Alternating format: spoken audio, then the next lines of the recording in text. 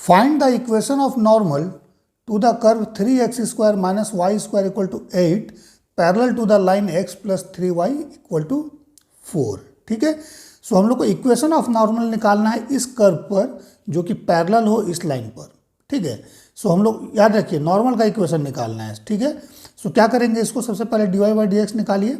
So that will be the slope of tangent. ठीक है, slope of tangent निकलेगा, then फिर हम लोग नॉर्मल का निकालेंगे। सो देखिए कैसे निकालेंगे। सबसे पहले क्या करना है, गिवन कर्व जो है 3x square minus y square equal to 8, इसका बोथ साइड को with respect to x differentiate कर दीजिए। सो ये हो जाएगा 6x minus 2y dy by d x is equal to 0। Constant का डिफ्रेंशिएशन 0 होगा। सो यहाँ से देखिए हम लोग dy बाई डी एक्स जो निकालेंगे ना, सो ये आ जाएगा 6x by 2y। So that is 3x by y. ठीक है, ये स्लोप ऑफ टेंजेंट हो गया। क्या हो गया ये, this is slope of tangent. ठीक है, हम लोगों को क्या बोला गया है कि slope of normal to the curve this parallel to the line this one. ठीक है, sorry, equation of normal to the curve this parallel to the line this means इस लाइन का पैरेलल इक्वेशन ऑफ नॉर्मल निकालना means normal जो होगा वो इसका parallel होगा। ठीक है, सबसे पहले क्या करिए आप इसका स्लोप निकाल लीजिए। ठीक है, सो गिवन लाइन क्या है, गिवन लाइन, ठीक है, it is x plus 3y equal to 4। Clear है। अब इसको क्या करिए ना, इसको y equal to M X plus C के फॉर्मेट में अरेंज कर लीजिए, जहाँ पर ये जो x का कॉफिशेंट m है ये आपका स्लोप हो जाएगा। ठीक है, सो देखिए 3y equal to 4 minus x कर दीजिए, देन y क्या हो जाएगा, it is minus 1/3x plus 4। ठीक है, इस तरह से हमारे पास आ गया। सो देखिए ये जो पार्ट आप देख रहे हैं दिस इज द स्लोप, ये हो गया स्लोप, किसका स्लोप, इस लाइन का। ठीक है, सो स्लोप ऑफ लाइन क्या हुआ, slope of line that is equal to -1/3। ठीक है, सो नॉर्मल का स्लोप क्या होगा, क्योंकि नॉर्मल जो है वो पैरेलल है इस लाइन का। ठीक है ना, याद रखिए। देखिए अगर ये लाइन है, दिस इज द लाइन, ठीक है, और ये आपके पास नॉर्मल है। ठीक है, सो अगर ये नॉर्मल इसका पैरेलल है, सो यहाँ पर क्या हो जाएगा, स्लोप इक्वल हो जाएगा।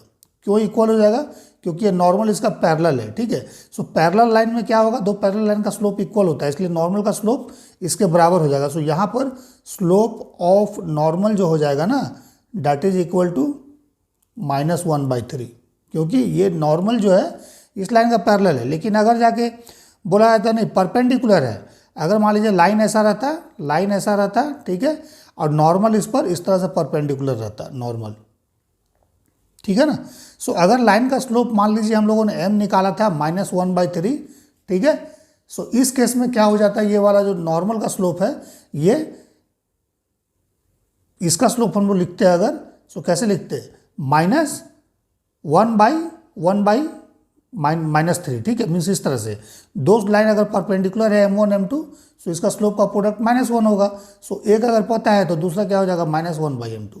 ठीक है, सो डैट मीन्स ये जो स्लोप होता है ना, इसका स्लोप -1/3, सो ये हो जाता है 3, सो डैट इसका और इसका प्रोडक्ट जो है ये आपका -1 आता है। ठीक है, सो यहाँ पर हम लोगों का ऐसा नहीं है, परपेंडिकुलर नहीं है नॉर्मल लाइन के, नॉर्मल पैरेलल है, सो स्लोप ये वाला आ गया। सो नॉर्मल का स्लोप अगर ये है बच्चों, सो फिर स्लोप ऑफ टेंजेंट क्या हो जाएगा, स्लोप ऑफ टेंजेंट। क्यों ये ऐसा क्यों जरूरी है, क्योंकि हम लोग को निकालना पड़ेगा एक्स वाई का रिलेशन, फिर इसमें पुट करके एक्स वाई निकालेंगे। ठीक है, सो स्लोप ऑफ टेंजेंट क्या हो जाएगा, देखिए -1/3 है, सो स्लोप ऑफ टेंजेंट 3 हो जाएगा। सो डैट नॉर्मल और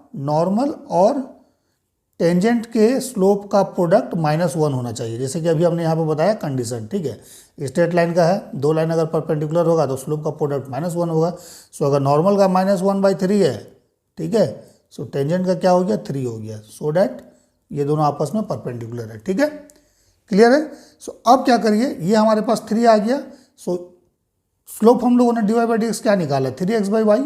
सो यहाँ पर 3x बाई वाई जो होगा that is equal to 3, that means x equal to y, यही ना आएगा।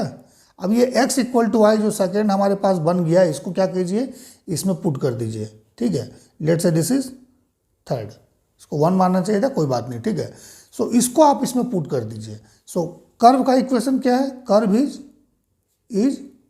3x² minus y square equal to 8, ठीक है। सो इसमें पुट करिए, सो 3x² देन वाई भी x है, so minus x square equal to 8 आ जाएगा।